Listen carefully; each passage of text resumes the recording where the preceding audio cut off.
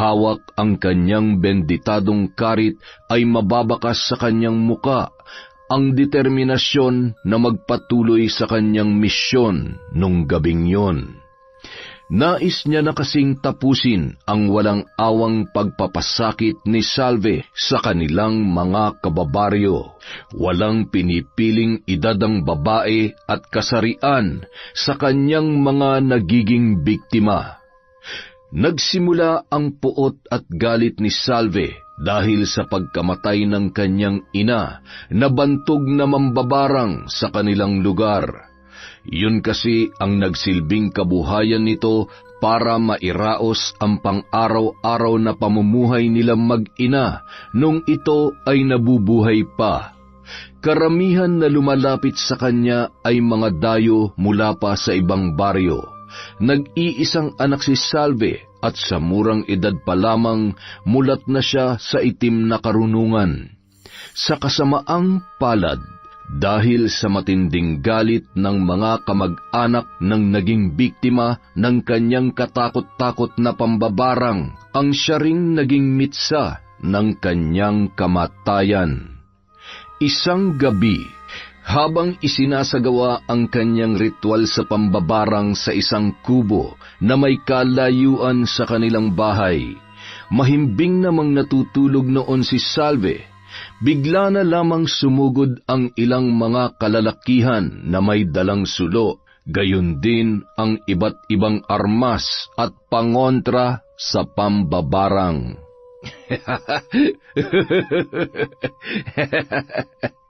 Katapusan na ng kasamaan mo, tanda! Kailangan tamaan ang kanyang puso at basbasan ng banal na tubig upang tuluyan ng lisanin ng kadiliman ang kanyang katawan. Ngayon na! Hindi matatapos ang lahat ng ito. Pagsisisihan niyo kapag pinatay niyo ako. Isinusumpa ko. Naalimpungatan si Salve nang marinig ang sigaw ng kanyang ina at halakhak ng mga kalalakihan. Paglabas niya sa pinto sa kanilang bahay ay natanaw niya ang makapal na usok at lumalagablab na rin ang apoy sa kubo. Mula sa di kalayuan ay natanawan niya ang mga papaalis na lalaki na nababatid niyang siyang may kagagawan ng sunog na yon. Hindi! Nay! Nanay! Lakas loob niyang pinasok ang nagliliyab na kubo. Anak, iwanan mo na ako dito. Kung hindi, pareho tayong mamamatay sa sunog. Hindi ko na kaya.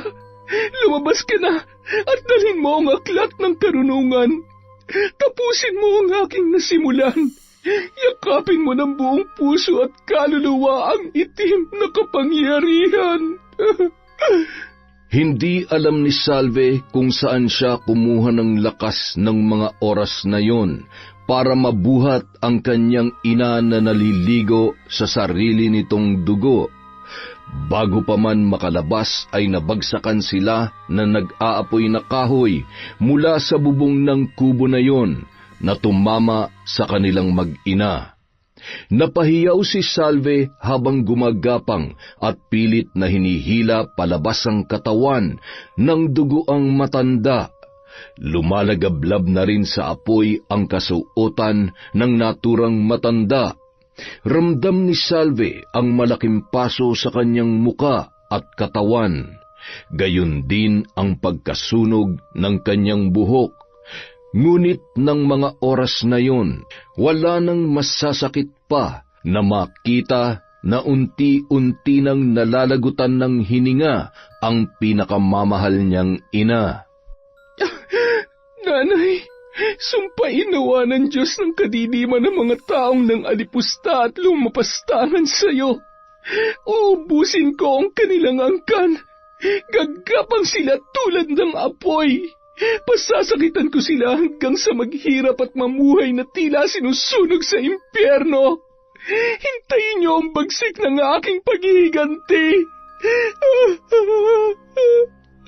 Nanay ko!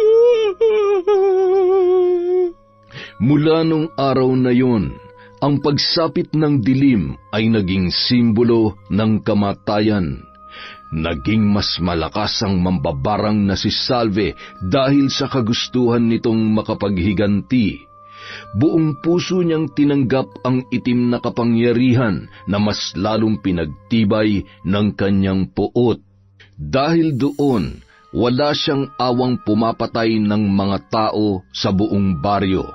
Matapos ang ilang buwan niyang pagtatago sa bundok, ay naglakas loob ng hanapin siya ng isang tao na may kaugnayan sa kanyang matinding paghihiganti. Kailangan ko mapagtagumpayan ang ating pagharap, Salve. Siguradong ikaw nasa likod ng lahat ng ito. Wala ka rin talagang pinagkaiba sa nanay mo.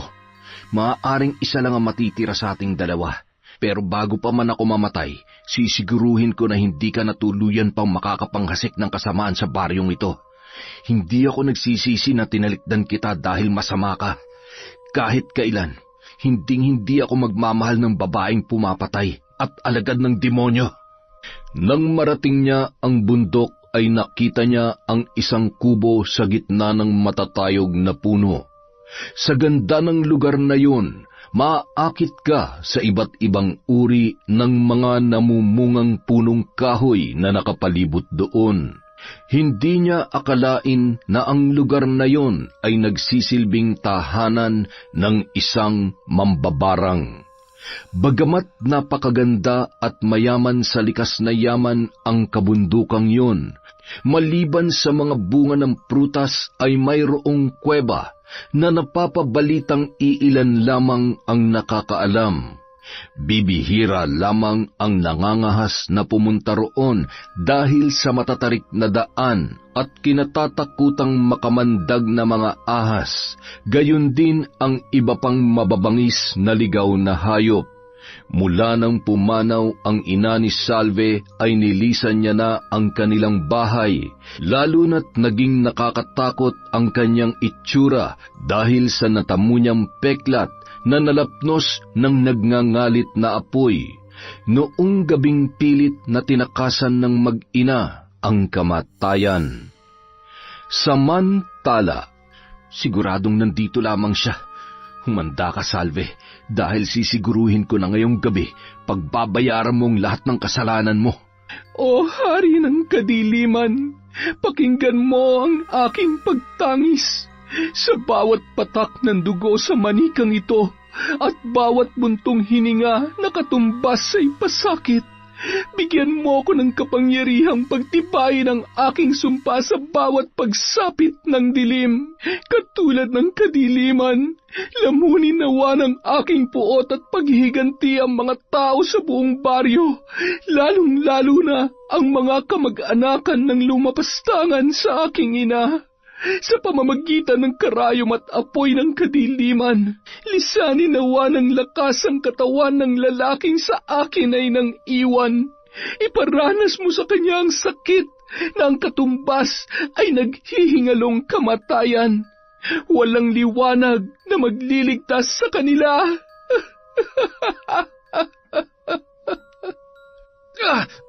Ano nangyayari sa akin? Nangihina ang buo kong katawan. Napalugmok si Nardo sa kanyang kinatatayuan. Humihiyaw dahil sa tila ba pinipilipit na mga buto niya sa paa. Nardo! Saan ka kumuha ng lakas ng loob na hanapin ako matapos sa mahabang panahon? Ano? Masakit ba? Wala na palang masasaya pa na makita kang gumagapang sa sakit. Hindi ka pa rin nagbabago. Bahag pa rin ang buntot mo. Tingnan mong maigi ang hubog ng aking tiyan. Malapit ko nang isilang ang ating anak, Nardo. Ha? Buntis ka? Oo, at nababatid kong alam mo na ikaw ang ama ng batang ito. Pero hindi ka nararapat na maging ama, Nardo. Wala kang kwenta. Tingnan mong maigi ang mukhang ito. Nakakatakot ba? Pinandidirihan mo ba ako? Sapat na bang dahilan ito para ako'y iwan mo? Di ba itong dahilan kung bakit hiniwalayan at pinagtabuyan mo ko noon? Lalaking walang puso na matapos makuhang aking pagkababae ay itatapon na lamang ako na parang basura. Ngayon, harap-harapan kitang parurusahan hanggang sa ikaw ay mamatay. Itinaas ni Salve ang kanyang mga kamay habang ibinubulong ang kakaibang salita sa hangin, kasabay ang pamimilipit at paghiyaw ni Nardo. Gumagapang ang naglalakihang mga baging na lumaylay sa isang malaking puno at pumulupot yon sa buong katawan ng lalaki. Ang ilang maliliit na baging naman ay sumusuot sa bawat butas ng kanyang katawan, hanggang sa bumulwak ang dugo sa kanyang mata, ilong at bibig. Sa patuloy na paghigpit ng baging, lalo na sa kanyang leeg, ay tuluyan ng nawawalan ng pag-asa na siya ay makaligtas pa sa kamatayan. Tama na, Salve. Patawarin mo na ako at ang lahat ng mga nagkasala sa iyo. Matakot ka sa Diyos. At sino ka para diktahan ako? Ang mga hayop na pumatay sa nanay ko at ikaw ang dahilan sa kung anong kaya kong gawin ngayon. Kayo ang naglikha ng sarili niyong kamatayan. Kasabay ng kanyang halakhak ay umangat ang karit ni Nardo at lumutang yun sa ere at nagpaikot-ikot. Sa isang iglap lang, bumagsak ang ulo ni Nardo sa lupa. Dinampot yun ni Salve at naglakad patungo sa isang lugar habang nangingitim ang kanyang mga mata at patuloy sa pag-usal ng mga kahindik-hindik na salita. Pagdating niya, nagliparan ang mga paniki. Tuluyan niya nang pinasok ang lagusan patungo sa isang lugar kung saan maraming mga bungo ng iba't ibang hayop ang naroroon. May 2 sulo na bigla na lamang nagsindi ng apoy. Ako'y alipin ng iyong kapangyarihan. Ang buhay na ito'y aking winakasan, at malugod kong sa iyo'y inaalay, kapalit ang kapangyarihan na walang kapantay. Matapos bigkasin ang mga katagang yun, ay napahawak siya sa kanyang tiyan. Naramdaman niya ang biglang paghilab at sakit nito. Manganganak na yata ako! Umaalingaw-ngaw ang kanyang paghiyaw, kasabay ng magkasunod na iyak ng 2 sanggol. Nanlaki ang kanyang mga mata, sabay na pahikbi nang makita ang 2 malulusog na babae. Aking Panginoon, inaalay ko sa inyo ang aking mga anak. Gabayan at huwag mo silang pababayaan. Ikaw si Maria, at ikaw naman si Clara.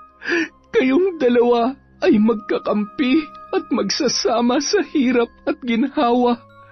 Mahal na mahal ko kayo, mga anak ko. Humupa ang sakit ng mga tao sa buong baryo, kapalit ng pagkawala at pagkamatay ni Nardo. Samantala, siguradong hindi niya kinayang kalabanin si Salve o maaari ding binihag siya ng mambabarang na yon. Kinakailangan nating magtulungan para mahanap at tuluyang tapusin ang buhay ng mambabarang nasalot dito sa atin. Tama, hanapin natin siya. Sigurado nagtatago lang yun sa bundok. Tsaka baka sakaling buhay pa si Nardo, kawawa naman. Sa kabila ng kanilang pagpupursige, bigo silang mahanap ang nasabing mambabarang dahil sa malakas na itim na kapangyarihan na pumuprotekta sa mag-iina. Makalipas ang ilang taon, ang kuweba ang nagsilbing tahanan ng 3. Yun ang naging saksi sa pagmamahal ni Salve para sa kanyang kambal na anak.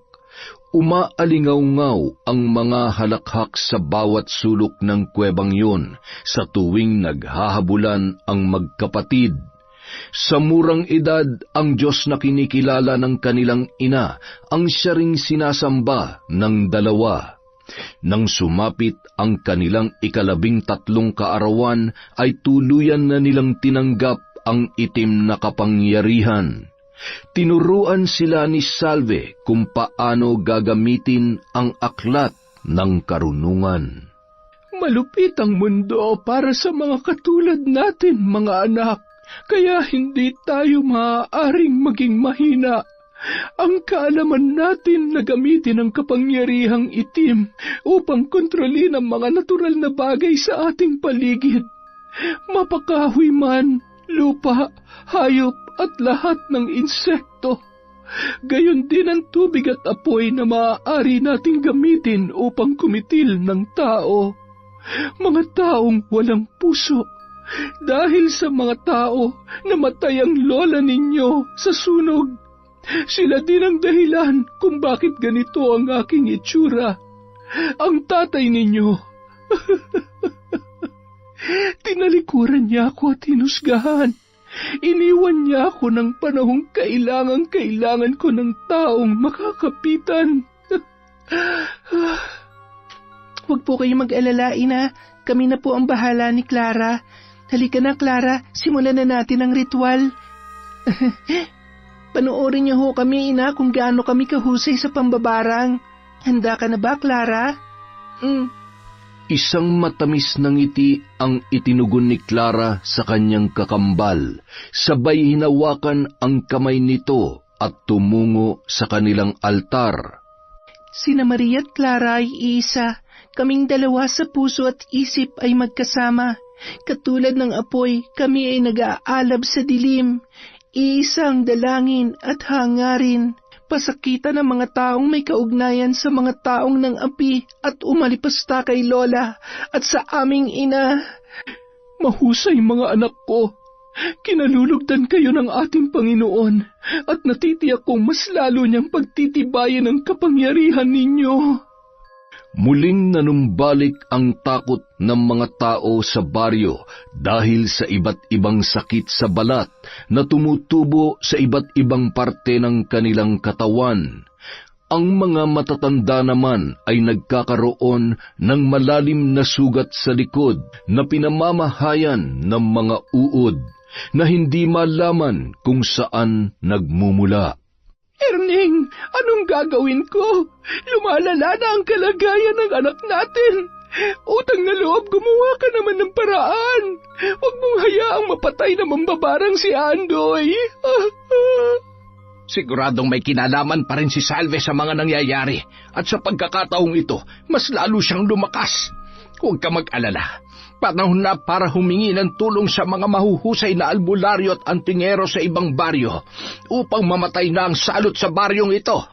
Patuloy lang tayo magdasal at sa pagkakataong ito ay higit pa natin pagtibayin ang ating pananampalataya. Hindi mamamatay si Andoy. Pangako yan. Isang araw, bandang 4:00 ng hapon, isang grupo ng mga kalalakihan ang paparating. Mga antingero at albularyo na nagkaisa upang hanapin at patayin si Salve sa masukal na bahagi ng bundok. Mga anak ko, magtago lang kayo dito sa kuweba. Kailangan ko silang linlangin. Malalakas sila at hindi natin sila kayang labanan. Iligtas niyo ang mga sarili niyo.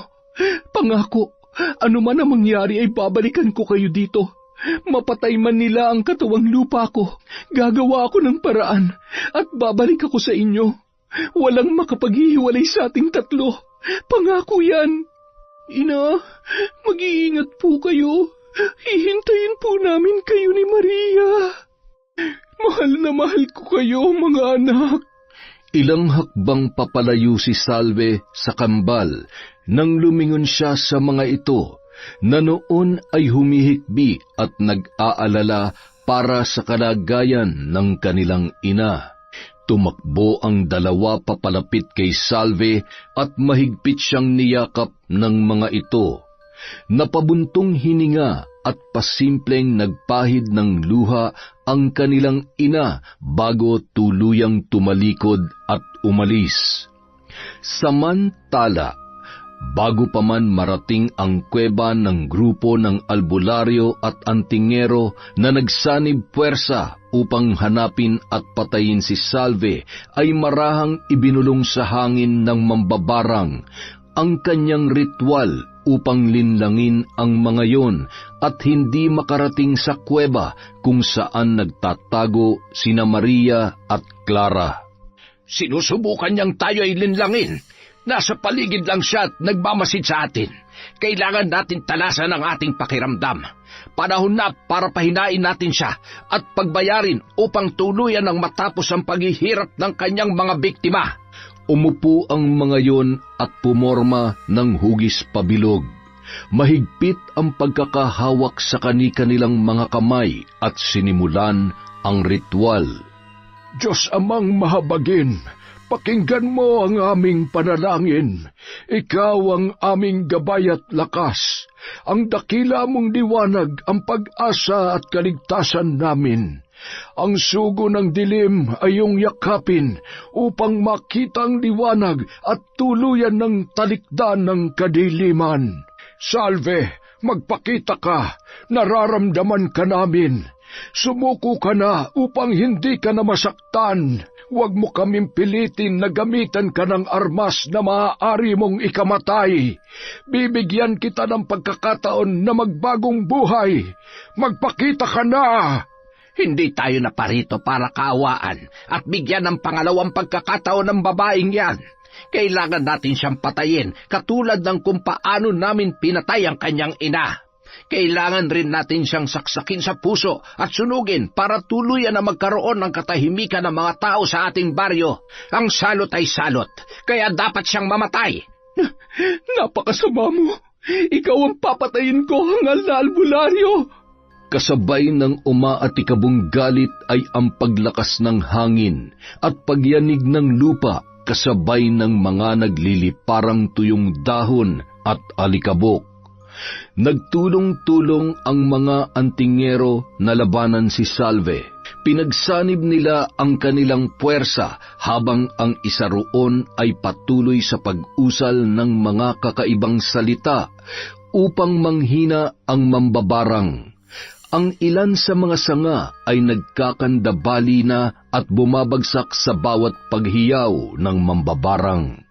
Patuloy din sa pagbigkas ng orasyon si Salve habang namumuti ang kanyang mga mata, kasabay ang patuloy na pagyanig ng lupa at pag-ihip ng napakalakas na hangin.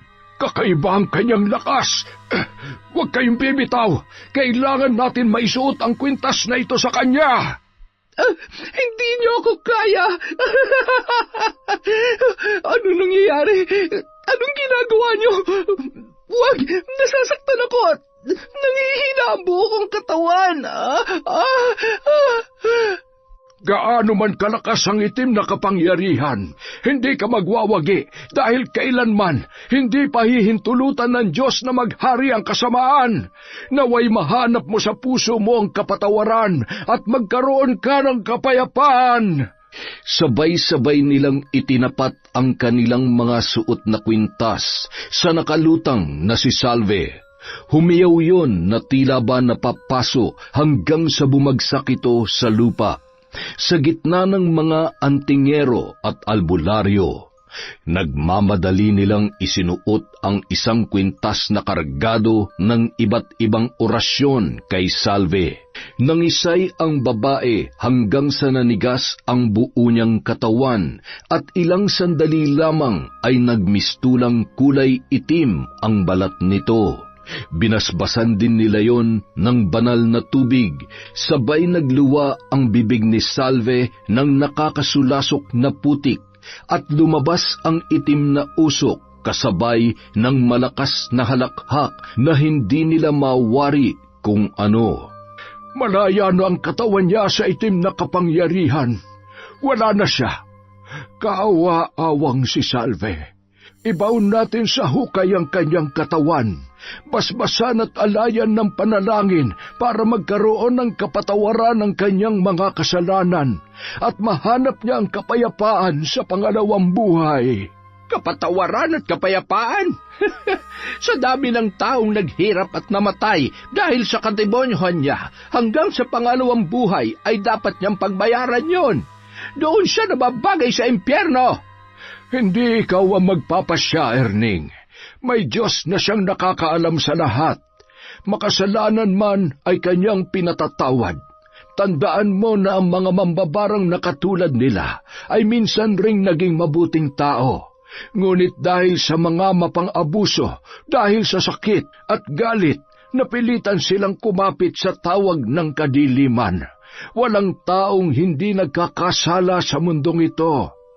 Matapos sabihin yon ng isang antingero, ay tinitigan niya si Erning ng masama at napangisi naman, sabay na pailing-iling ang mga kasamahan nila dahil sa inasal nito. Matapos maghukay ay inilibing nila ang katawan ni Salve, binasbasan at inalayan ng dasal. Pagtalikod nila ay may isang itim na paru-paro. Ang noon ay dumapo sa isang puting bulaklak na gumagapang sa tagiliran ng hukay kung saan nakabaon ang katawan ng mambabarang. Samantala, pagkagat ng dilim, hindi na mapakali ang kambal dahil hanggang sa mga oras na yun ay wala pa rin ang mag-ina. Masama ang kutob ko. Imposibleng hindi siya makabalik hanggang sa mga oras na ito kung walang... Pwede ba, Clara? Huwag ka magsalita ng ganyan. Walang masamang nangyari kay Ina. Halika na, kailangan na natin siyang hanapin. Pero, paano kung mapahamak din tayo? Kabilin-bilinan niya, huwag tayong aalis dito. Hindi pwedeng wala tayong gagawin. Para saan pa tinuruan niya tayong gamitin ang itim na kapangyarihan kung hindi natin gagamitin para tulungan at iligtas siya? Huwag sila magkakamaling saktan si Ina. Pag nagkataon, isusumpaan nila ang mga natitira nilang araw dito sa lupa dahil sobrang sakit ang ipaparanas ko sa kanila. Magkaharap at magkahawak ng kamay, sabay na umusal ng mga kakaibang salita sina Mara at Clara. Isang sandali lamang ay isang kulay itim na ibon ang dumapo sa balikat ni Maria. Lumipad yon ng marahan na animoy may nais ipahiwatig. Clara, alam niya kung nasaan si Ina. Kailangan natin siyang sundan. Lakad-takbo nilang sinundan ng ibon hanggang sa dumapo yon sa isang puno. Nagkatinginan ang dalawa sa kanilang nakita. Isang bagong hukay na tinabunan ng lupa ang naroroon sa paanan ng punong yun. Hindi maaari. Ina! Habang umiiyak sina Maria at Clara ay walang kasing bilis nilang hinalukay ang lupa hanggang sa makita ang katawan ng kanilang inang si Salve. Maitim na ang balat na tila ba nasunog yun. Kulay lila ang kuko at labi, gayon din ay kahindik-hindik ang nakadilat nitong mga mata. Pagbabayaran niyo ang lahat ng ito. Lahat na may gawa nito sa inyo, sisingilin ko. Lahat kayo, iisa-isahin ko. Babalikan namin kayo. Ina, bakit mo kami iniwan? Maria, anong gagawin natin? Pinagtulungan nilang buhatin ang katawan ni Salve, pagkatapos ay dinala nila yon sa kuweba. Matapos nilang ihiga sa may tapat ng kanilang altar, sinindihan ni Maria ang isang malaki at kulay itim na kandila. Habang patuloy sa pagtulo ang luha ni Clara, nanginginig ang kanyang kamay na kinuha ang libreta, sabay lumuhod at itinaas yon, pagkatapos ay nag-usal ng kakaibang salita. Inilapag ni Clara ang libretang yon sa pagitan nila ni Maria. Ipinatong ang kanilang mga kamay at sinimulan ang kanilang ritual. Kami ay isa sa puso at diwa. Ama ng kadiliman, kami ay iyong tulungan. Sa tulong ng iyong kapangyarihan, bumangon at muling mabuhay ka, Ina. Tayo ay maghahasing kasamaan. maghihiganti, at ang mga nagkasala ay pasasakitan. Ina, ika'y muling mabubuhay sa ibang katauhan na mamahalin ng mga taga-baryo upang sila'y ating maparusahan ng walang kamalay-malay. Umalingaw-ngaw ang kahindik-hindik na pagtangis ng kambal sa loob ng kuweba, kasabay ng libo-libong nagliliparang mga paniki. Nang mga oras na yun, naglabasan sa kani-kanilang mga lungga ang mga ahas at gumapang malapit sa kinaroroonan ng kambal, na tila nakikiramay at nag-aabang sa kalalabasan ng kanilang isinasagawang sagradong ritual. Makalipas ang 1 taon, paisa-isa pa ring nagkakasakit ang mga antingero at albularyo, pati na rin ang kamag-anak nila sa hindi maipaliwanag na dahilan. Nababatid ni Erning na nananatiling matibay ang sumpa ni Salve para sa mga taong binarang nito bago nila ito mapatay. Walang kamatayang sumpa na hindi basta-basta matatanggal ng simpleng albularyo o mahinang mambabarang lamang. Tay, ilang beses na tayong tinanggihan ng mga kaibigan mong albularyo. Ikaw, ilang beses nyo na ring sinubukang pagalingin tong sakit ko pero wala rin namang nangyayari. Huwag na tayong umasa na gagaling pa ako. Napapagod na rin po kasi ako eh.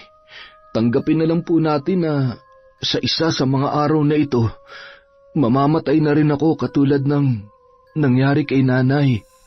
Ay, hindi anak. Hindi ka maaaring mamatay. Hindi na ako makakapayag pa na mawala ka sa akin katulad ng nanay at Tio Nardo mo. May maglolang albularyo sa karatig baryo. Marami na raw na napagaling na mga taga rito sa atin. Pupunta tayo doon bukas at naniniwala ako na sila ang sagot sa mga dasal natin. Gagaling ka at manunumbalik ang dati mong sigla. Magagawa mo pang ang ibigay ang kahilingan ko na magkaroon ng apo eh. Anak, kung kinakailangan pumunta pa sa iba't ibang lugar para makahanap ng albularyong kaya magtanggal ng sumpa ng mambabarang, gagawin natin yan. Basta ipangako mo sa akin na lalaban ka lamang, ha? Mahigpit na niyakap ni Erning ang kanyang nag-iisang anak na lalaki na noon ay halos butot balat na lamang. Malalim ang mga mata at hindi makalakad ng maayos. Nang araw ding yun, bago sumapit ang dilim ay pinakain na ni Mang Erning ang kanyang anak na si Andoy. Pagkatapos ay inayos niya ang sapin sa katreng higaan nito. Ilang sandali lamang, humawak yon sa kanyang ulo nang marinig ang mga boses na hindi niya maipaliwanag kung saan nanggagaling. Kasabay noon ay parang pinipiga ang kanyang ulo. Nagmamadali naman na nilapitan yon ni Mang Erning.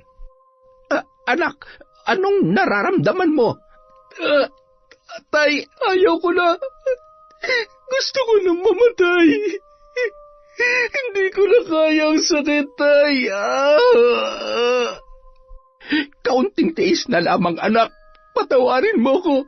Kung hindi dahil sa akin at sa Tio Nardo mo ay hindi sana mangyayari sa iyo ang ganito. Kung maaari ko lang akuin ang sakit na nararamdaman mo sa ngayon, ginawa ko na. Lakasan mo na mga loob mo, anak. Magtiwala lang tayo sa Diyos na malalampasan natin ang lahat ng ito. Kinaumagahan, nang makarating ang mag-ama ay marami nang nakapilang magpapagamot sa labas ng isang kubo kung saan nakatira ang isang matandang babae at dalaga. Malayo pa'y natanawan na nila ang magandang ngiti ng dalaga na nagngangalang Maria habang inaasikaso ang mga naroroon. Maraming salamat ho, Lola, Maria. Malaki ho kayong biyaya para sa mga taga rito at maging sa karatig lugar. Para ho sa mga katulad namin na walang sapat na pera at napakalayo ho ng ospital dito sa atin. At saka kayo lamang ho ang may kayang magpagaling sa kahit na anong uri ng sakit. Kung hindi ho dahil sa inyo ay baka hanggang ngayon ay hindi pa rin ho ako nakakalakad. Walang anuman ho. Masaya po kami na makatulong sa mga taong may sakit. Mula ho nung bata pa ako ay palipat-lipat na po kami ng lugar para ho makatulong sa mga katulad ninyo. Maria, Apo, asikasuhin mo ang bagong dating. Mukhang malala ang lagay ng pasyente. Sige po, Lola. Manong, mag-iingat po kayo sa pag-uwi. Magandang araw po sa inyo. Tuloy po kayo. Ay magandang araw din, Iha. Nandito kami at nagbabaka sakali na mapagaling niyo ang anak ko. Isa din akong albularyo, ngunit hindi sapat ang aking kakayanan na baliin ang sumpa na ikinabit ng mambabarang na nakaalitan ko noon.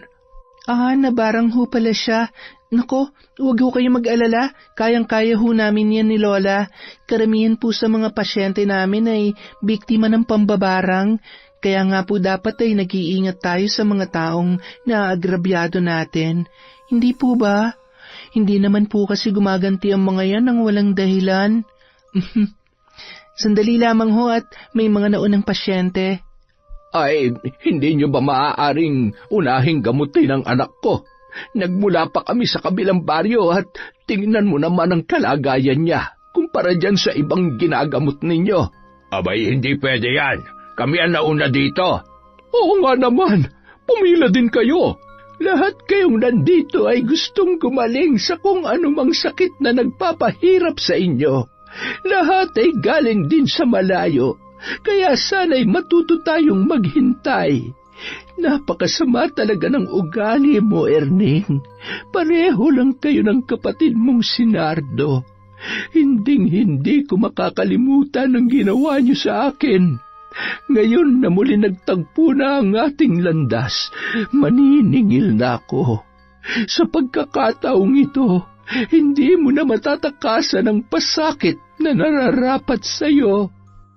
Matyagang naghintay na lamang ang mag-ama hanggang sa matapos ang mga naunang nakapila para magpagamot. Napakarami na nagpapagamot dito. Kahit donasyon lamang ang hinihingi nila at kung ano-anong gulay o prutas ay tiba-tiba maglolang ito. Matagal na panahon na rin akong nanggagamot pero hindi katulad nito. Ano kaya ang sikreto nitong dalawa? Tay, nandito ho tayo para gumaling ako. Hindi para alamin kung anong klase ng panggagamot ang ginagawa nila. Isa pa, mamaya ho ay malalaman din naman natin kapag tapos na ang... napakarami talaga. Nahihilo pa naman ako at makirot pa rin ang ulo ko. Nagnanaknak na naman ang sugat ko sa binti. Tay... Makalipas ang 3 oras na paghihintay, nakaidlip na sa upuan ang mag-amang sina Erning at Andoy.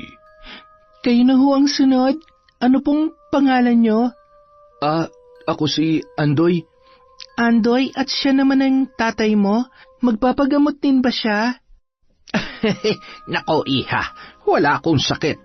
Hindi ako basta-basta tinatabla ng sakit dahil may agimat ako na nagmumula sa bulaklak ng langit at lupa. Ito, pagmasdan mo, mas kilala din ito sa tawag na Gumamela Celis. Tingnan natin kung gaano kakatibay. Tuloy na ho kayo. Samahan niyo ho ang anak niya sa loob. Si Lola Salve na ho ang bahalang manggamot sa anak ninyo. Ha? Anong pangalan ng lola mo? Salve? Oho, may problema po ba? Bakit ho parang takot na takot kayo? Ay nako, hindi Iha. May naalala lamang ako. Halika na, Andoy. Kumapit ka sa balikat ko. Isa laki ng nabawas sa katawan mo ay hindi ko maintindihan kung bakit napakabigat mo pa rin. Nabibigatan rin ho ako sa sarili kong katawan. Tuloy kayo at paupuin mo siya dito.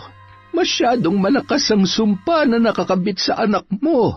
Isang sumpa na hindi basta-basta magagamot ng kahit sino man, ngunit may isang paraan para gumaling ang anak mo. Kailangan may magsakripisyo. Ikaw ang dapat magsakripisyo dahil sa nakikita ko. Ikaw ang dahilan kung bakit nagkaganito ang iyong anak. Malaki ang iyong utang. Buhay ang hinihinging kabayaran. Kung may kaugnayan po ang mga nangyayari sa anak nyo sa nakaraan, kailangang maisakatuparan kung ano ang kagustuhan ng mambabarang na yon. Tama ka, Apo. Mas nagiging makapangyarihan kasi ang sumpa na nagmula sa puso ng isang mambabarang na puno ng galit at hangaring makapaghiganti. Sa lagayay, kailangan mong pagbayarin ng mga taong may kaugnayan sa hirap na pinagdaanan ng mambabarang. Ano ang kasalanan mo sa kanya? Wala. Sadyang alagad lang talaga ng demonyo ang mambabarang na yon. Huwag ka nang magsinungaling. Hindi kita matutulungan kung hindi ka magsasabi ng totoo. Ano ang ginawa mo? Katulad ng mambabarang na yon, gusto ko lang din naman maghiganti dahil pinatay niya yung kapatid kong si Nardo. At saka halos buong angkan namin at malalapit na kaibigan ay dinamay niya. Kaya lumapit ako sa ibang mga albularyo at antingero para hanapin siya sa bundok at patayin. Nang sa ganun ay matapos na ang kademonyuhan niya. Naging mas malakas ang sumpa dahil sa pagpatay niyo sa kanya. Sigurado pa kayong napatay niyo siya? Siguradong sigurado. Hindi lamang ako ang saksi. 6 kami magkakasama. 2 na lamang kaming natitira at yung 4 ay binawian na ng buhay nitong mga nakaraang linggo lamang. Biglaan ang kanilang pagkamatay. Nakakatakot ang itsura ng bangkay. Gayon din ay agad na pinagpipiestahan ang uod kahit pa ilang minuto pa lamang ang lumipas mula nang malagutan ng hininga ang mga bangkay ng mga yon. Kung may 2 pang sangkot na nananatiling buhay, yun ang dahilan kung bakit nananatiling mabisa ang kanyang binitawang sumpa. Dahil kailangan mamatay ng lahat ng may kasalanan sa kanya. Ikaw ang isusunod niya o ang isa pang kasamahan mo. Ilang sandali lamang ay nag-iba ang boses ni Aling Salve at nanlisik ang mga mata nito. Mahigpit na hinawakan ng kabilaan niyang kamay ang leeg ni Erning. Sa lakas ay halos lumabas ang dila ng matandang lalaki. Magbabayad ka, Erning! Kamatayan mo at lahat ng lumapastangan sa akin ang kabayaran ng lahat. Kailangan mong pumatay at mamatay kung gusto mong mailigtas ang pinakamamahal mong anak. Bitawan mo ako! Nag-usal ng kakaibang salita si Maria at tinapik ang kanyang lola, sabay nawalan yun ng malay. Ano nangyari? Sumapi ang hindi matahimik na kaluluwa ng mambabarang na naghahanap pa rin ng hustisya, Andoy. Nakakalungkot mang isipin na kapalit ng tuluyang paggaling mo ay kailangan mo ng pagbayaran ng tatay mo ang mga kasalanan niya. Kasalanan bang pumatay ng isang taong makasalanan?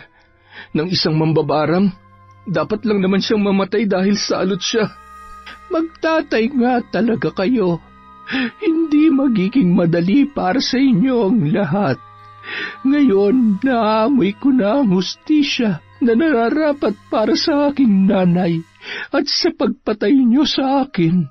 Mas mainit pa sa apoy at mas malalim pa sa lupang hinukay niyo ang kagustuhan kong tapusin ang buhay mo, Erning, pati ng mga kasama mo. Pasensya ka na, Andoy. Pansamantala ay kailangan mo munang pagtiisan ang sakit na iyong nararamdaman.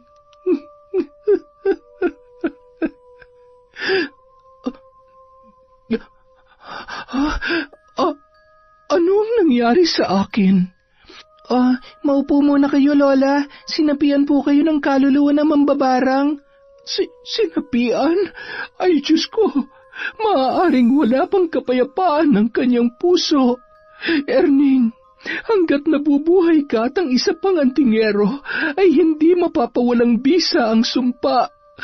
Ay, Andoy, oorasyonan kita para kahit papaano'y makatulog ka ng mahimbing sa gabi at hindi mo rin maramdaman ang kirot ng mga sugat sa winti. Gayunpaman, hindi pa manunumbalik ang lakas mo at tuluyang mawawala ang sumpa kung hindi magagawa ng Tatay Erning mo ang nararapat para matapos na ang sumpa ng mambabarang na may gawa nito sa iyo. Kapatawaran o kamatayan ang iginawad niya. Erning, alam kong natatakot ka, ngunit hindi masamang magbaka sakali para sa kaligtasan at kagalingan ni Andoy. Kung yan lang ang tanging paraan para matapos na ang lahat ng ito, gagawin ko. Huwag kang mag-alala, tutulungan kita, Erning. Sa araw ng Biyernes, kailangan nating bumalik sa lugar kung saan niyo siya inilibing. Habang nakikipag-usap ang matanda at abalang nakikinig ang mag-ama, ay pasimpleng bumubulong si Maria sa hangin. Umuusal ng mga salita upang maging sunod-sunuran si Mang Erning sa kung anumang ipag-uutos nila. Andoy, ito palang langis na kailangan mong ipahid sa katawan mo oras na nanghihina ka o kaya naman nanumbalik ang sakit na nararamdaman mo. Maaari mo tong ipatak sa tubig at inumin para maging mas mabisa. Maya-maya, nagpaalam na ang mag-ama. Nakangisi namang kumakaway ang matanda at si Maria. Kapansin-pansin ang kakaibang liksi ng katawan ni Andoy na labis namang ikinatuwa ni Mang Erning. Dapit hapon na nang makarating sila sa kanilang bahay, humarap siya sa salamin. Bagamat malakas ng mga oras na yon, ay napabuntong hininga na lamang siya nang makita ang kanyang itsura. Huwag ka mag-alala, anak. Sisiguruhin ko na gagaling ka. Hindi po ba delikado? Paano po kung mapahamak kayo? Magagawan ko ng paraan kung paano ko mapagtatagumpayan na matigil ang sumpa ni Salve. Sinisiguro ko sa iyo yan, anak. Tinapik niya si Andoy sa balikat bago nagtungo sa kusina para maghanda ng kanilang hapunan. Humiga naman sa katre si Andoy at ipinikit ang kanyang mga mata. Agad naman yung nakaidlip dahil sa matinding pagod. Nang makaluto na ng hapunan ay ginising siya ni Mang Erning at sabay na silang kumain. Namangha naman si Mang Erning kung gaano kaganang kumain ang kanyang anak na si Andoy. Ay, dahan-dahan naman, anak. Parang 1 taong kang hindi kumain, ah. Ay, pasensya na po, tay. Gutom lang po talaga ako. Ngayon ko lang po ulit nalasahan na maayos ang pagkain mula ho nung magkasakit ako eh. Ay, sige lang, anak. Kumain ka pa. Huwag ka mag-alala. Ipagluluto kita ng mga paborito mong pagkain para bumalik na ang dati mong katawan. Ay, salamat po, tay. Pagkatapos kumain ay agad na rin silang tumungo sa kani-kanilang higaan. Bago pa man matulog ay naghaplas na ng langis sa iba't ibang parte ng kanyang katawan si Andoy. Ano kayang meron ng langis na ito? Ang sarap sa pakiramdam. Sa wakas, makakatulog na ulit ako ng maayos. Habang mahimbing na natutulog si Andoy, napabalikwas naman si Mang Erning sa kanyang higaan. Naglalakad at tila ba wala sa kanyang sarili. Ngayong gabi ay puntahan mo ang kaibigan mo na kasamahan mo sa pagpatay sa akin. Sindakin mo siya at patayin upang kahit papaano ay makabawi ka man lang sa mga kasalanan mo sa akin, Erning. Tumango sabay pumunta sa kusina si Erning. Kinuha niya ang isang kutsilyo. Pagkatapos ay lumabas ng bahay at tumungo sa kabilang baryo. Erning, anong ginagawa mo rito? Tsaka teka, Bakit may dala kang kutsilyo? Nandito ako para tulungan ka. Hindi ba't nahihirapan ka na dyan sa sakit na iniinda mo? Total mukhang hindi ka na rin naman gagaling. Sa tingin ko, mas mabuti pang patayin na lang kita. Napakasama mo, Erning. Matapos kitang tulungan noon, paano mo ako magagawang patayin? Ha? Dahil kailangan. Itong bagay sa'yo. Pinagsasaksak ni Mang Erning ang antingero sa iba't ibang bahagi ng katawan. Dumanak ang dugo sa katring hinihigaan nito hanggang sa tuluyan ng nalagutan ng hininga. Matapos yun, umuwi siya na tila ba walang nangyari. Pagpasok sa kanilang bahay ay bumalik ito sa sarili niyang pag-iisip. Napatingin siya sa kanyang kanang kamay na may hawak na kutsilyo. Ganoon din sa damit niyang punong-puno ng dugo. Nanginig ang kanyang kamay dahilan para mabitawan ang kanyang hawak. Nagmadali siyang naghugas para matanggal ang nakadikit at napakalansang dugo. Nagmamadali niyang hinubad ang kanyang damit, sabay isinilid yun sa sako. Tay, bakit hindi pa rin po kayo natutulog? Sinikmura lang ako, anak, kaya magpapainit lang ako ng tubig, ha? Ay, sige ho, tay. Matulog na ho kayo, gabing-gabi na eh. Dala ang sako, posporo at bote na may lamang gaas ay tumungo siya sa likod na bahagi ng kanilang bahay. Sabay binuhusan at sinindihan yun. Ano nangyayari sa akin? Saan ako nang galing? Bakit ang dami kong dugo at bakit may dala kong kutsilyo? Wala akong maalala. Samantala, wala siyang kaalam-alam sa mga nangyayari.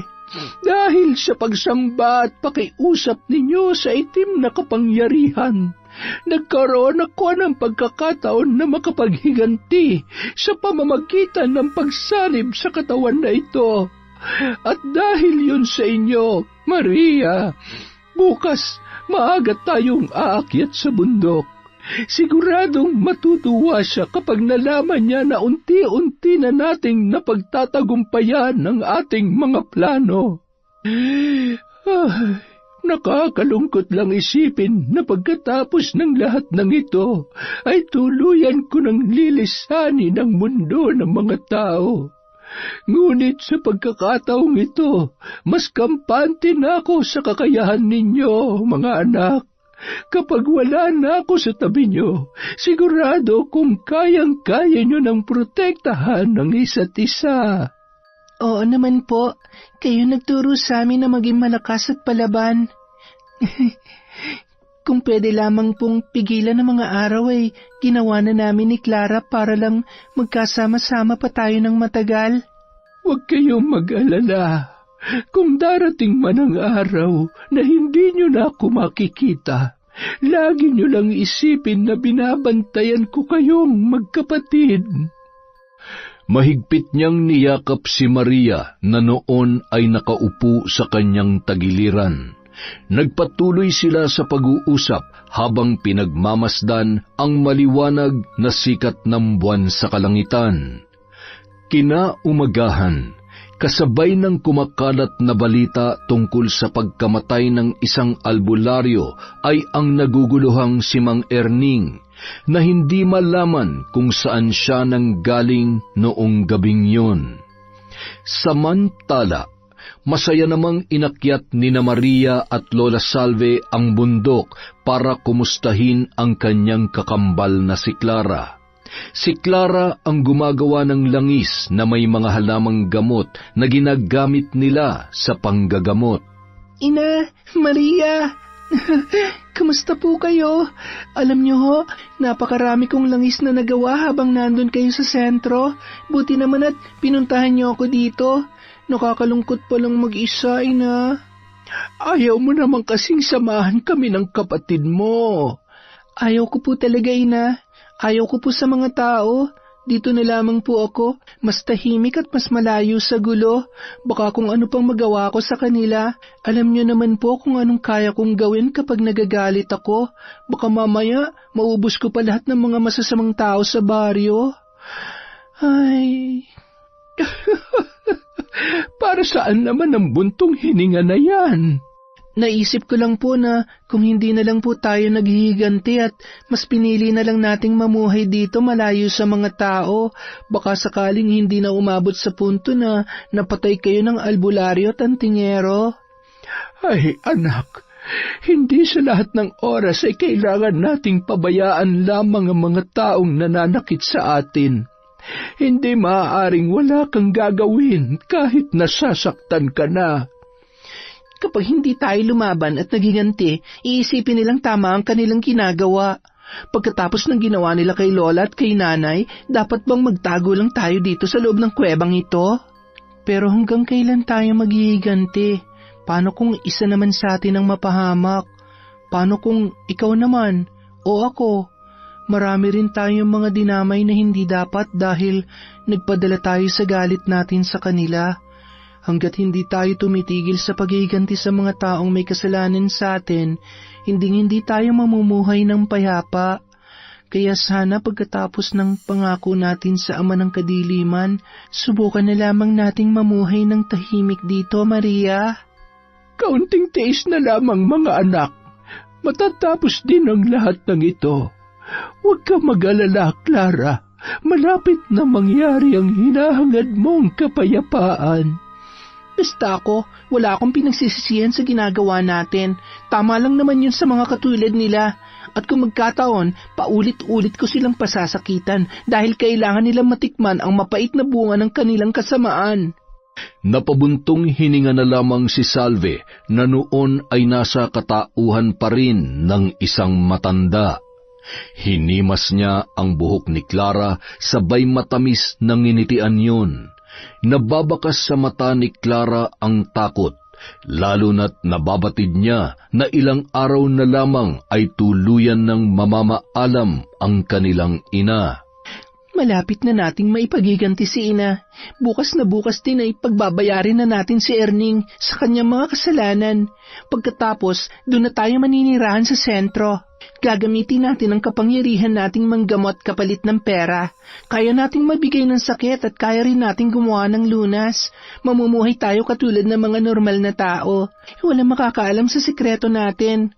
Huwag mong kakalimutan na tayo'y alagad ng dilim. Hindi tayo maaaring sumuway dahil kapag nagkataon, mapapahamak tayo. Tanggapin na lang natin na itong buhay na nakatakda para sa atin. Clara, anak, bukas ay kailangan ko ang tulong mo. Doon sa dating lugar, bago sumapit ang dilim, ay puntahan mo ako. Ikaw naman, Maria, ikaw na ang bahala kay Andoy. Kapag nagawa ko na ang misyon ko, ay magsasama kayong magkapatid sa sentro. Doon ay ipagpapatuloy ninyo ang buhay na ating nasimulan. Huwag po kayo mag-alala, Ina. Kami po ni Clara ay magkakampi sa lahat ng pagkakataon. Sapat nang itinuro niyo sa amin at ang mga pangaral niyo para mabuhay ng malaya at ipagtanggol ang aming mga sarili. Kinaumagahan, araw ng Biyernes, 4:00 ng umaga pa lamang ay nagtungo na ang mag-amang sina Erning at Andoy sa bahay ng kilalang maglolang albularyo. Nakarating sila bago pa sumapit ang 6:00 ng umaga. Kung ano man ang mangyari sa akin, anak, lagi mong tatandaan na mahal kita. Gusto kong maranasan mo kung gaano kasaya mabuhay. Tay, ipinagdarasal ko pa rin na magkakasama tayo. Kailangan pa ba talagang may magsakripisyo? Wala na po bang ibang paraan? Pasensya ka na, iho. Hindi ito madali para sa iyo. Ikinalulungkot ko dahil ito na lamang ang tanging paraan para matapos na ang sumpa ng pagpapahirap sa iyo at sa iba niyo pang kamag-anak na walang kamalay-malay na nadamay dahil sa kasalanan ng tatay mo. Mahigpit na niyakap ni Andoy ang kanyang ama na si Erning, na pilit na pinipigilan ang kanyang mga luha. Patuloy sa paghikbi ang binata habang tinatanaw papalayo ang kanyang tatay Erning. Naiwan si Andoy sa bahay kasama si Maria. Sinimulan ng dalaga ang ritual. Nagsindi siya ng mga kandila na may iba't ibang kulay. Nag-usal ng mga dasal. Kailangan natin mag-alay ng panalangin para maisagawa nila na maayos ang ritual. Kapag nagtagumpay si Lola at ang tatay mo, naputulin ang sumpa ng mambabarang na may gawa niyan sa'yo, babalik na sa normal ang katawan mo. Mamamatay ba talaga si tatay? Malamang dahil tatapusin siya, Nina. Huwag ka mag-alala. Kapag napatawad siya ni Salve, hindi siya mamamatay. Kung sakali man, siguro, kailangan na lang nating tanggapin. Hindi lang buhay ng tatay mo nasa panganib. Sa tindi ng kasalanan niya, hindi imposibleng madamay ang lola ko. Ay, pwede ba kesa mag-isip tayo ng kung ano-ano, magdasal na lang tayo ng taimtim? Makakatulong yan para mangyari ang ating hiling na kaligtasan para sa kanila. Samantala, matapos ang mahigit 6 na oras na paglalakbay ay narating nila ang bundok. Labis naman ang pagtataka ni Erning dahil tila wala man lamang bakas ng pagod at pawis ang matanda, samantalang siya ay naliligo na sa sarili niyang pawis. Masyado talagang malakas ang kapangyarihan ng matandang ito. Anong klaseng anting-anting kaya ang tangan niya? Posible kayang galing sa kwintas na suot niyang yon? Ay, napakalayo pala nito. Sigurado ka bang ito ang eksaktong lugar kung saan inilibing niyo ko? Ang kapangalan ko pala. Siguradong sigurado ako. Hindi ko makakalimutan ang lugar na ito. Akala ko nung araw na yun ay katapusan ko na. Masyadong mabangis na mambabarang si Salve. Maswerte at napapayag ko ang mga kasama ko na kami magsanib pwersa upang mapatay siya. Kaya lamang ay hindi ko inaasahan na mananatiling buhay ang sumpa niya. Hindi ba dapat mawawala rin yun kasabay ng pagkamatay niya? Yun ay para sa mga karaniwang mangkukulam. Ang sumpa ay mananatiling buhay at mabisa depende sa lalim ng sugat at puot na pinagmumulan nito. Maaari ding isang malaking pagkakamali na isiping patay na siya. Maaari ding may nagpatuloy o may kaalib siya sa pambabarang. Ano sa tingin mo? Imposible. Nag-iisa na lamang sa buhay si Salve. Mula nang hiwalayan siya ng kapatid kong si Nardo ay minabuti niya magtago dito sa bundok habang nag-aasik ng lagim sa buong baryo gamit ang pambabarang. Siguro kung nandito na kayo sa lugar namin ng mga panahon na yun ay marami kayong nailigtas na buhay. Mamaya, bago sumapit ang dilim, isasagawa na natin ang ritual. Sa ngayon ay, teka, magpahinga ka muna. Kailangan mo ng sapat na lakas para sa sakit na mararanasan mo bago ka mamatay, Erning. Heto, kumain at uminom ka ng tubig para mawala ang pagod at gutom na nararamdaman mo. Mukhang namumutla ka na. Salamat. Napakasarap ng tubig. Teka, bakit parang nahihilo yata?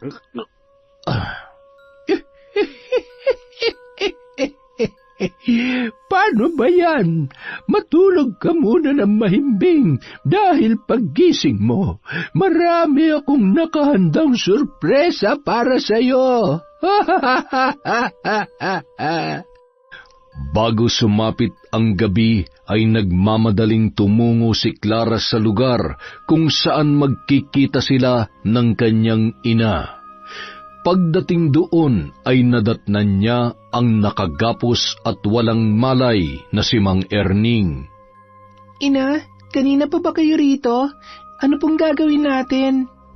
Umpisahan na natin ang paniningil upang maialay ng kanyang kamatayan sa ama ng kadiliman at higit sa lahat, ang kamatayan niya lamang ang magiging katapusan ng paghihirap ng karamihan dahil sa sumpa na ginawa ko at mas pinagtibay pa ng mga orasyon at pakikipag-anib niyo ni Maria sa itim na kapangyarihan.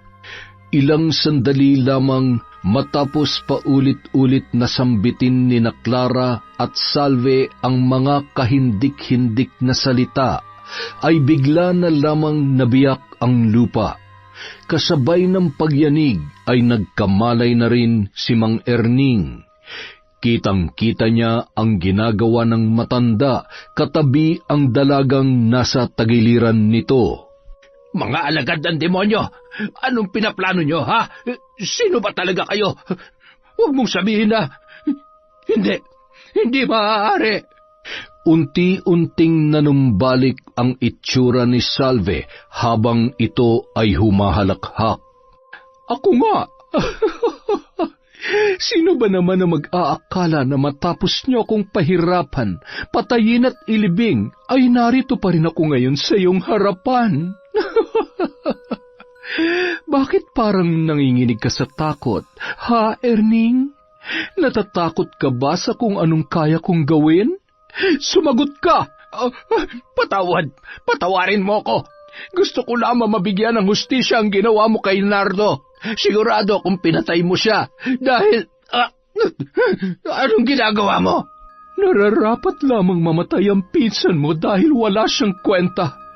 Katulad ng mga taong katulad mo na mapanghusga at manggagamit, parehong-pareho lang kayo ni Nardo. At katulad ng sinapit niya, mamamatay ka rin, Erning. Mamamatay ka katulad na nangyari sa mga kaibigan mong albularyo at antingero na lumapastangan sa akin. Siya nga pala. Nauna nang kinuha ni kamatayan ang iyong mga kasamahan. At alam mo ba na ikaw ang pumatay sa isa sa iyong mga kaibigang antingero? Pumatay? Hindi totoo yan. Hindi ako mamamatay tao. Talaga ha? Huwag ka nang magmalinis dahil ang utak mo ay mas marumi pa sa utak ng isang kriminal. Isa kang albularyong mapagsamantala, hambog at higit sa lahat, ikaw ang nanlason sa utak ni Nardo upang iwan ako. Kaya dapat lang namamatay ka. Tulungan mo ako, Maria. Parang awa mo na. Hindi po ako si Maria. Pasensya na ho, hindi ko kayo matutulungan. Ganun po talaga. Tanggapin nyo na lang na kapag gumawa kayo ng kasamaan, triple ang kabayaran. Pahigpit na ng pahigpit ang tali sa katawan ni Erning hanggang sa unti-unti na itong nahihirapan sa paghinga. Anak, tawagin mo ang ating mga kaibigan. Maaaring uhaw na sila sa dugo sa mga oras na ito. Mga kaibigan kong uwak, pumarito kayo at pagsaluhan ang laman at dugo ng katawan ng lalaking ito. Huwag kayong titigil hanggat humihinga at hindi siya nauubusan ng dugo at lakas sa kanyang katawan. Dukutin niyo ang kanyang mga mata at pagpiestahan niyo ang dila niya. Ayan na sila, ina. Paalam na, Erning. Wag! Tama na!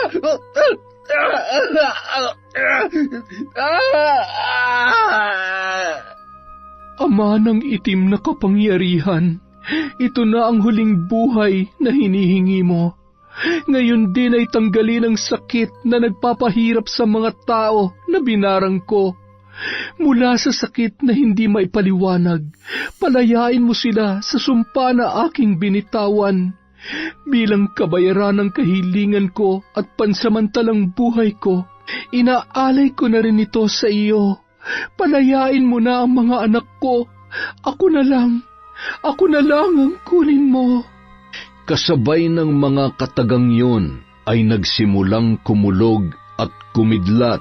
Umihip din ang napakalakas na simoy ng hangin na nagpabagsak ng ulan.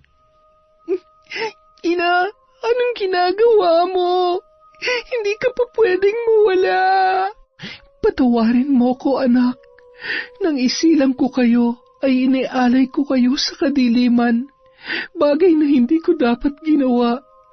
Patawarin niyo ko kung minulat ko kayo sa kasamaan at paghihiganti. Sana sa pagkawala ko ay tuluyan niyo ng palayain ang inyong mga sarili. Subukan niyong ituwid ang lahat, Clara. Ipaunawa mo kay Maria, dahil sa inyong dalawa, ikaw itong magbibigay liwanag para magbago pa ang malalim na paniniwala niya sa kapangyarihan na taglay ninyong dalawa. Ibaon mo ang aklat at huwag nang gagamitin pa. Susubukan pa sanang yakapin ni Clara ang ina nang may kung anong pwersang tumulak sa kanya. Nilamon ng lupa ang katawan ni Erning at tinamaan naman ng malakas na kidlat si Salve. Sa isang iglap ay para yung kahoy na naging abo. Gumagapang sa putik si Clara, sabay niyakap ang naiwang kasuotan ng kanyang pinakamamahal na ina. Paano ko ipapaliwanag ang lahat ng ito kay Maria? Bakit naman ngayon pa? Mahal na mahal ka namin, Ina. Hindi kita masisisi sa lahat ng desisyon mo. Huwag ka mag-alala. Mananatili kaming matatag kahit wala ka na. Susubukan kong baguhin ang tadhana na nakalaan para sa amin, Ina. Samantala, Maria, magaling na ako. Tingnan mo, wala na mga sugat ko at bumalik na ang dating katawan ko. Magaling na ako, Maria! Ibig sabihin, wala na ang sumpa. Kaya lang, posibleng buhay ng tatay mo naging kapalit nito. Sana maging maluwag sa kalooban mo na tanggapin ang pagkawala niya kung sakali man. Maswerte ka dahil mahal na mahal ka ng iyong ama. Isinakripisyo niya ang buhay niya para sa'yo. Makalipas ang isang araw, tinanggap na lamang ni Andoy ang naging kapalaran ng kanyang ama. Nagdala ko ng mga gulay at saging. Kapag may kailangan ka, huwag ka mahiya magsabi sa akin. Kung kailangan mo ng katuwang kapag nanggagamot ay maaari kitang tulungan. Kahit ano, makabawi man lamang ako sa nangyari sa lola mo. Huwag mo nang isipin yon. Lahat ng bagay ay nangyayari ng may dahilan. Salamat dito pero hindi mo naman kailangan gawin to. Wala namang kapalitang pagtulong at lalong walang katumbas ang buhay ng lola ko para sa akin. Agad na rin nagpaalam ang binata sabay tumalikod. Bakas pa rin ang kalungkutan sa mukha nito. Hindi kalayuan ay may isang babae ang nakasalubong ni Andoy. Kamukhang kamukha yun ni Maria at magkasing haba rin sila ng buhok.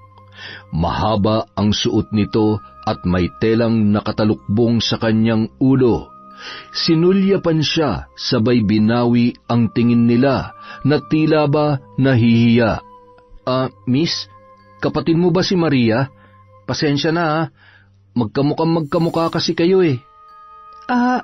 Oo, kakambal ko kasi siya. Pumunta lamang ako para bisitahin ko sila ni Lola. Pwede mo bang ituro sa akin kung saan sila nakatira? Oo naman. Ayun dun sa kubong yun. Ang totoo, kagagaling ko nga lang dun eh. Sige, salamat ha. Mukhang hindi sanay sa tao yung kapatid niya. Tsaka wala rin siyang nunal sa mukha katulad ni Maria.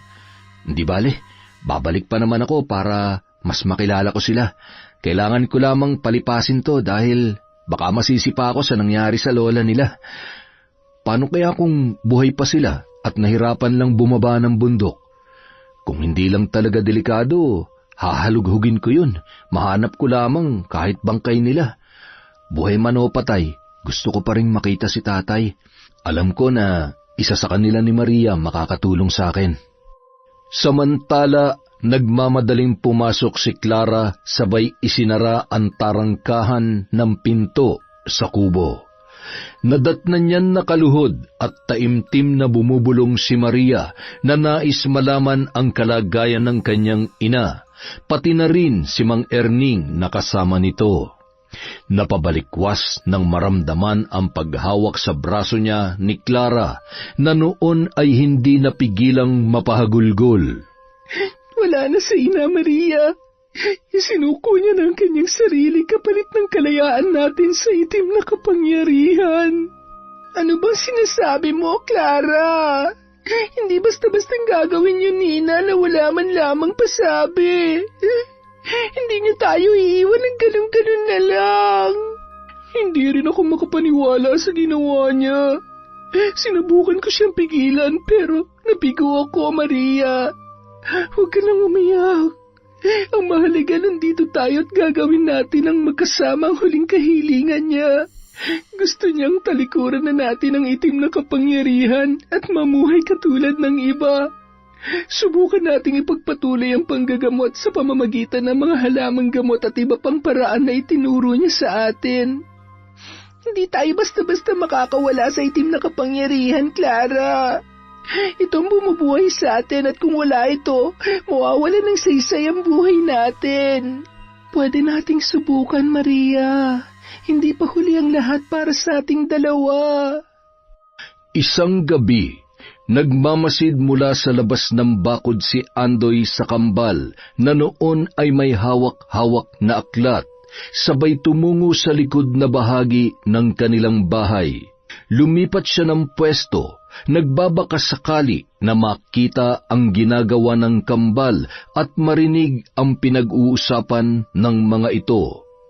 Ito na ang huling pagkakataon na mahahawakan at gagamitin natin ang aklat ng itim na karunungan. Ay, kung hindi lang dahil sa kahilingan ni Nanay, hindi ako titigil sa pambabarang eh. Hindi sapat na mamatay lang ang Erning na yon. Dapat pati yung anak niyang si Andoy. Maswerte siya dahil binawi na ni Nanay ang sumpa. Kaya ayun, nakaligtas siya sa kamatayan. Ikaw talaga. Ibabaon ko na to, ha. Pangako na mula ngayon, hinding-hindi na natin bubuksan ang aklat na yan. Oo na. Sa ulado ko naman ng laman ng bawat pahina ng aklat na yan, kaya kung kakailanganin... Maria, ano ka ba? Makalipas ang isang buwan, mas lalong naging matunog ang pangalan ng kambal sa mga karatig baryo bilang magagaling na manggagamot. Minahal sila ng mga tao at sobra-sobrang pinasasalamatan. Wala silang hinihinging kapalit. Lahat ng mga ibinibigay sa kanila ay kusa at bukal sa kalooban na ibinibigay ng mga natutulungan nila. Aba, parang palaging fiesta dito sa bahay niyo ah. Kumain ka na lang. O di kaya kumuha ka na lang ng kung anong gusto mong dalhin sa bahay niyo. Kunwari ka pa eh. Matanong ko lang, napapadalas ang pagpunta mo rito ah. Nililigawan mo bang kakambal ko, ha? Clara, nililigawan ka ba nito? Si Andoy nanliligaw? Hindi ah. Magkakaibigan tayo kaya walang mali siyang pagdalaw ko. Alam niyo naman na malaki ang utang na loob ko sa inyo. Dahil sa iyo, Maria, at sa lola mo, gumaling ako. Mga demonyo't mapagpanggap. May hangganan din ang lahat. Wala kayong karapatang magsaya. Paano? Maggagabi na naman. Uuwi na ako. Mag-iingat kayo ha. Isara nyo na maayos ang pintuan, lalo na sa gabi. Marami pa namang masasamang loob dyan sa tabi-tabi. Ano ka ba? Halos lahat ng mga taga rito, maging sa mga karatig baryo, kilala kami.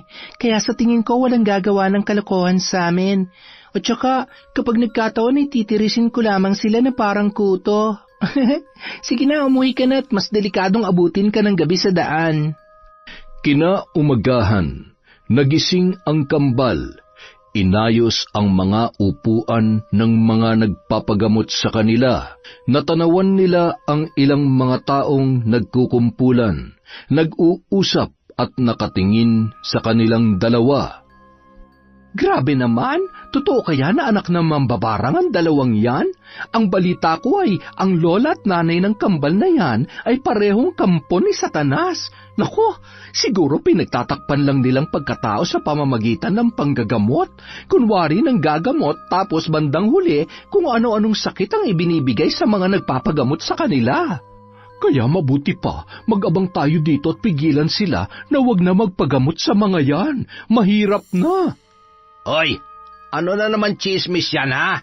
Alam nyo kung totoo man yang ikinakalat nyo at kung saan man nanggaling yan, ipagdarasal ko na unahin kayong barangin dahil sa totoo lang, yung mga bunganga nyo ang perwisyo sa baryong ito. Manong, hindi ito basta-bastang chismis lang. Totoo ang sinasabi namin. Ano bang pinag-uusapan nila at parang kanina pa sila nakatingin sa atin? Huwag mo nalang pansinin ang mga yan. Ang mabuti pa, ihanda na natin ang mga halamang gamot na gagamitin natin mamaya. Siguradong maya-maya ay dadagsain na naman tayo ng mga tao, lalo na't Biyernes ngayon.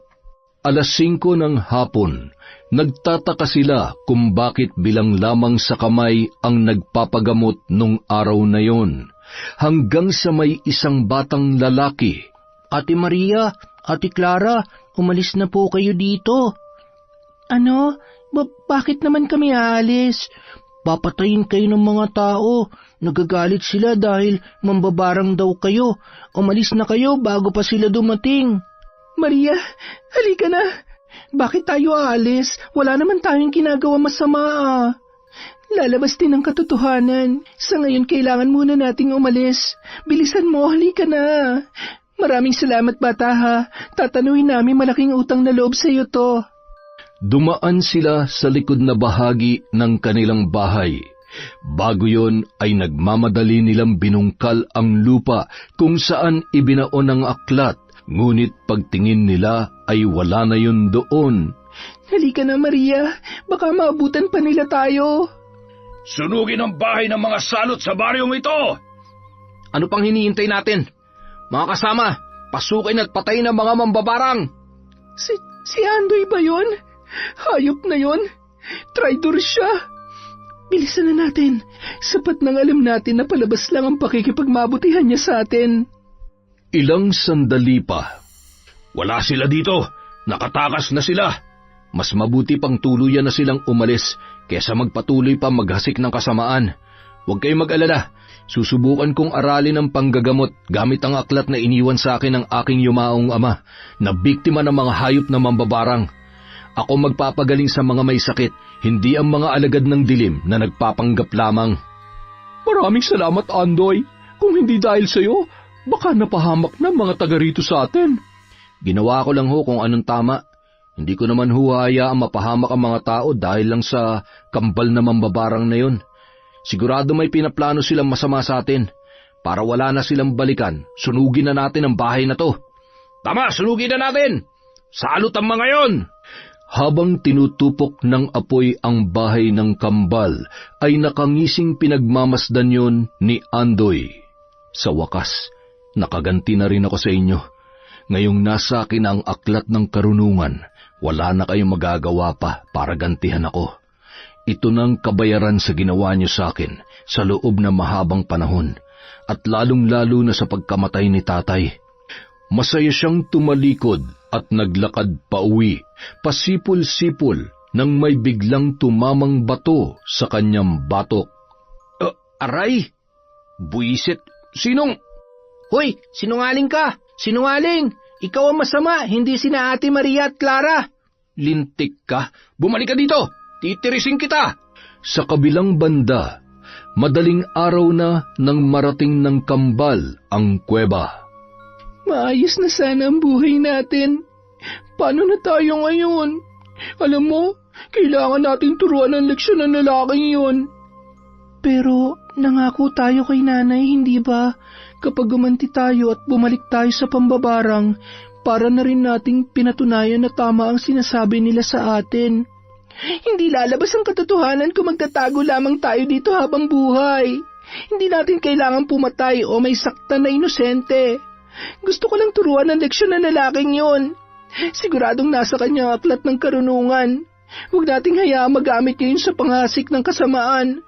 Walang masama na lumaban lalo na sa mga taong katulad niya, Clara. Kapag nagpatalo tayo sa mga taong katulad ni Andoy, wala rin yung pinagkaiba sa pagyapak natin sa itim na kapangyarihan. Maparusahan lamang ang dapat maparusahan. Ikaw at ako ay iisa. Sa isip at diwa, tayo'y magkakampi hanggang sa huli. Oo na, pumapayag na ako pero ipangako mo sa akin na mananatili tayong mabuti sa mga tao, ha? Huwag na nating hayaang maulit pa ang nakaraan. Mas masarap pa rin na magpalaganap ng kabutihan at tumulong sa mga nangangailangan. Nung mga sandaling yon, sa harap ng dati nilang altar sa loob ng kuweba, sabay nilang binibigkas ang mga kakaibang salita.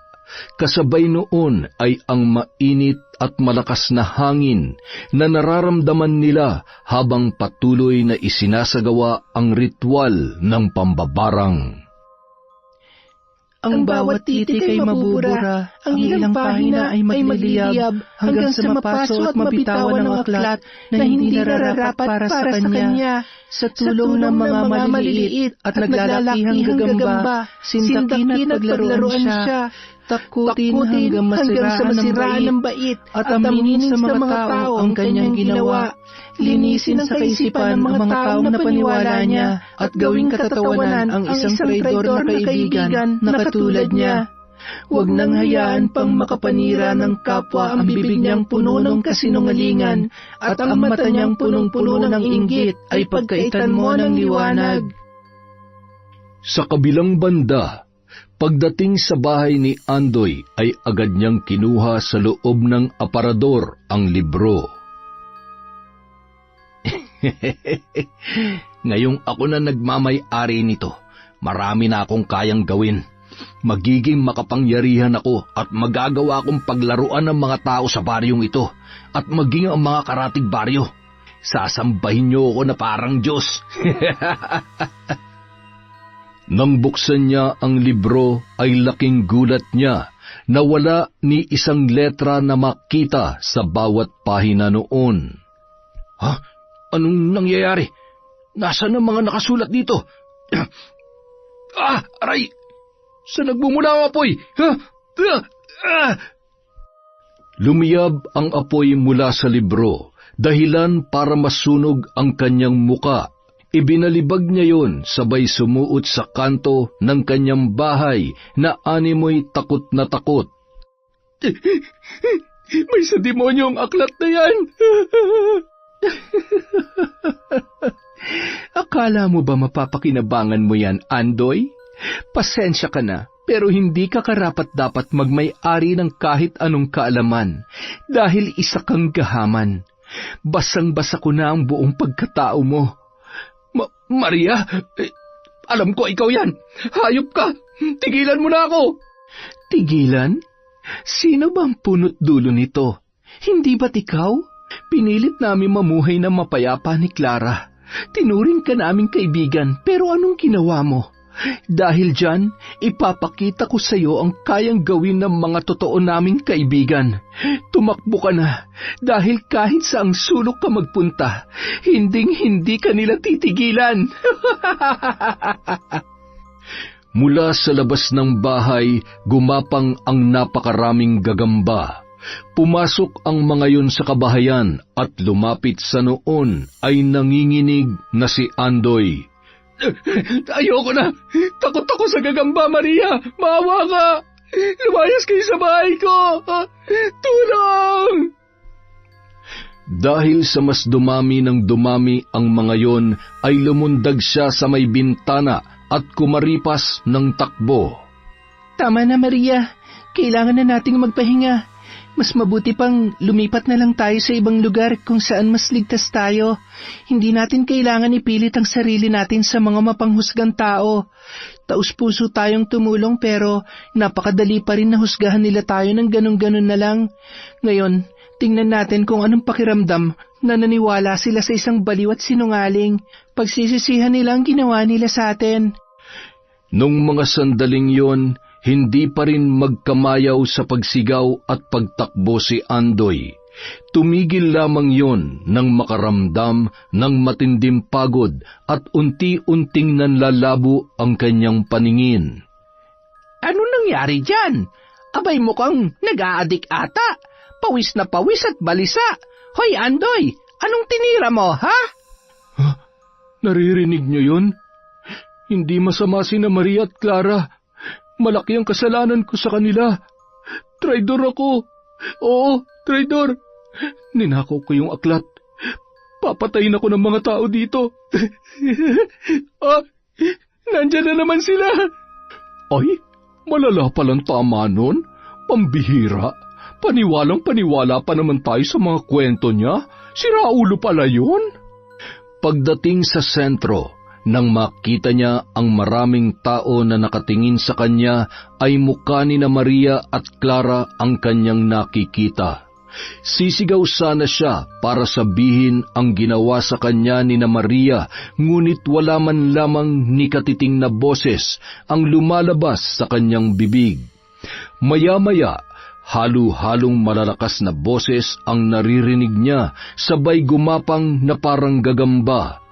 Nangangapa sa lupa at tuluyan ng walang makita. Makalipas ang ilang araw. Naririnig mo ba ako? Ito, tinapay. Kumain ka na. Kung naging mabait ka lang kina Ate Maria at Clara, hindi mangyayari sa ito. Ay, makita ko pa sana sila. Kaya lang siguradong hindi na sila babalik dito. Ikaw kasi. Hoy bata, umalis ka nga dyan. Magnanakaw ka na naman ano? Asa na ba yung pamalo ko dito, ha? Oy, hindi po. Wag, hindi niyo po ako maabutan. Hoy, bumalik ka dito! Ang hirap naman maging palaboy. Lagi na lang ako napagkakamalang magnanakaw.